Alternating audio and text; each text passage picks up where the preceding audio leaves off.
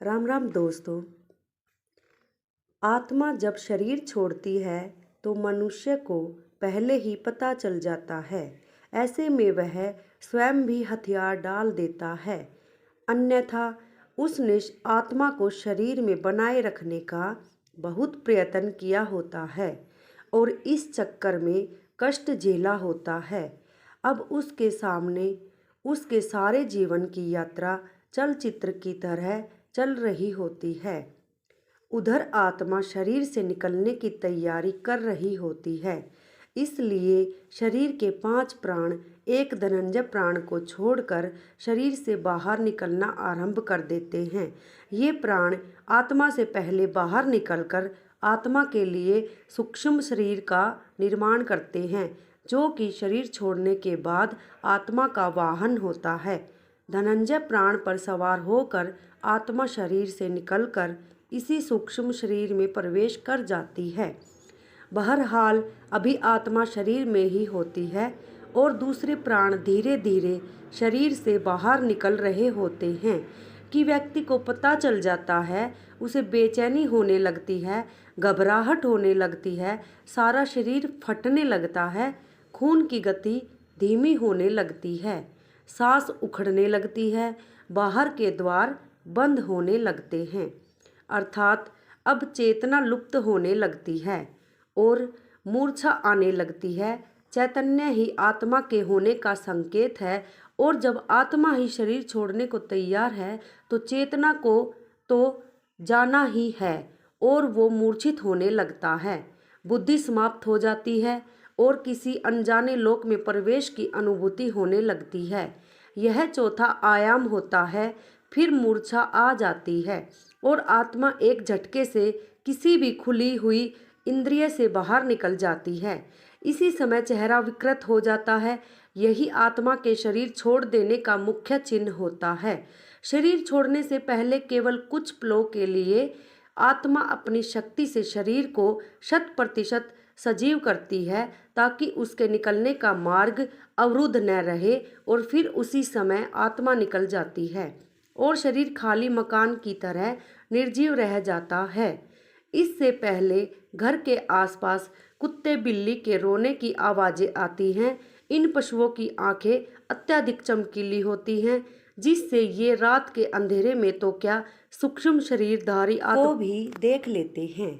जब किसी व्यक्ति की आत्मा शरीर छोड़ने को तैयार होती है तो उसके अपने सगे संबंधी जो मृतात्माओं के रूप में होते हैं उसे लेने आते हैं और व्यक्ति उन्हें यमदूत समझता है और कुत्ते बिल्ली उन्हें साधारण जीवित मनुष्य ही समझते हैं और अनजान होने की वजह से उन्हें देख कर रोते हैं और कभी कभी भौंकते भी हैं।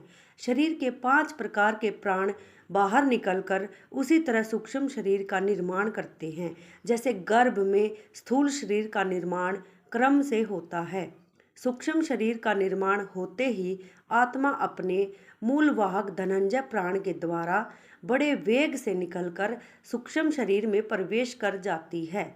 आत्मा शरीर के जिस अंग से निकलती है उसे खोलती है, तोड़ती हुई निकलती है। जो लोग भयंकर पापी होते हैं उनकी आत्मा मूत्र या मल मार्ग से निकलती है।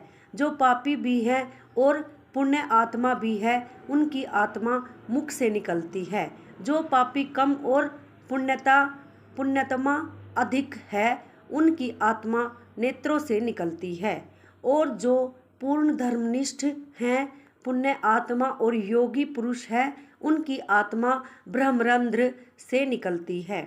अब तक शरीर से बाहर सूक्ष्म शरीर का निर्माण हुआ रहता है, लेकिन ये सभी का नहीं हुआ रहता। जो लोग अपने जीवन में ही मोह माया से मुक्त हो चुके योगी पुरुष हैं उन्हीं के लिए तुरंत सूक्ष्म शरीर का निर्माण हो पाता है। अन्यथा जो लोग मोह माया से ग्रस्त है परंतु बुद्धिमान है, ज्ञान विज्ञान से अथवा पंडित्य से युक्त हैं, ऐसे लोगों के लिए 10 दिनों में सूक्ष्म शरीर का निर्माण हो पाता है। हिंदू धर्मशास्त्र में 10 गात्र का श्राद्ध और अंतिम दिन मृतक का श्राद्ध करने का विधान इसीलिए है कि 10 दिनों में शरीर के 10 अंगों का निर्माण इस विधान से पूर्ण हो जाए और आत्मा को सूक्ष्म शरीर मिल जाए। ऐसे में जब तक 10 गात्र का श्राद्ध पूर्ण नहीं होता और सूक्ष्म शरीर तैयार नहीं हो जाता, आत्मा प्रेत शरीर में निवास करती है। अगर किसी कारणवश ऐसा नहीं हो पाता है तो आत्मा प्रेत योनि में भटकती रहती है। एक और बात, आत्मा के शरीर छोड़ते समय व्यक्ति को पानी की बहुत प्यास लगती है। शरीर से प्राण निकलते समय कंठ सूखने लगता है, हृदय सूख जाता है और इससे नाभि जलने लगती है। लेकिन कंठ अवरुद्ध होने से पानी पिया नहीं जाता और ऐसी ही स्थिति में आत्मा शरीर छोड़ देती है, प्यास अधूरी रह जाती है। इसलिए अंतिम समय में मुख में गंगा जल डालने का विधान है। इसके बाद आत्मा का अगला पड़ाव होता है शमशान का पीपल।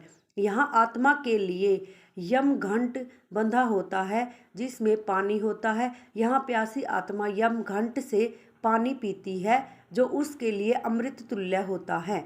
इस पानी से आत्मा तृप्ति का अनुभव करती है। हिंदू धर्मशास्त्रों में विधान है कि मृतक के लिए यह सब करना होता है ताकि उसकी आत्मा को शांति मिले।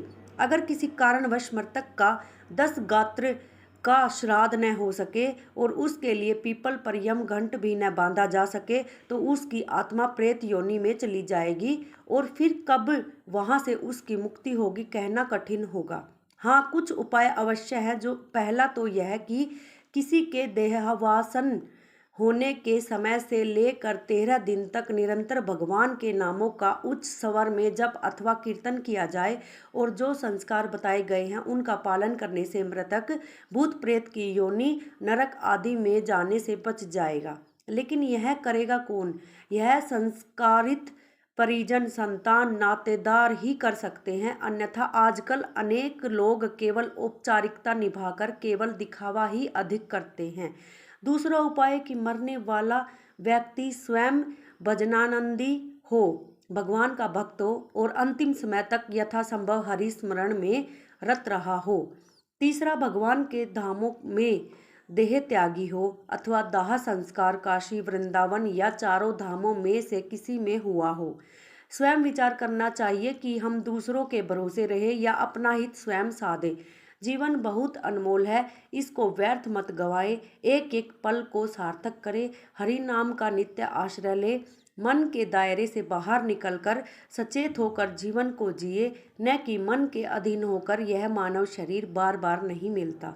जीवन का एक एक पल जो जीवन का गुजर रहा है वह फिर वापस नहीं मिलेगा। इसमें जितना अधिक हो भगवान का स्मरण जप करते रहें।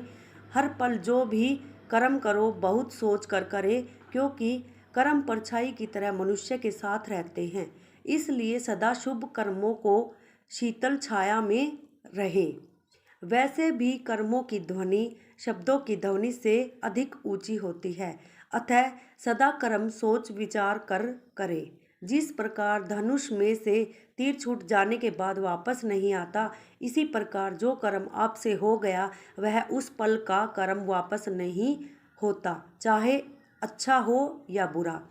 इसलिए इससे पहले कि आत्मा इस शरीर को छोड़ जाए, शरीर में रहते हुए आत्मा को यानी स्वयं को जान ले और जितना अधिक हो सके मन से, वचन से, कर्म से भगवान श्री राम, श्री कृष्ण का ध्यान, चिंतन, जप, कीर्तन करते रहें। निरंतर स्मरण से हम यम पाश से तो बचेंगे ही बचेंगे, साथ ही हमें भगवत धाम भी प्राप्त हो सकेगा, जो कि जीवन का वास्तविक लक्ष्य है।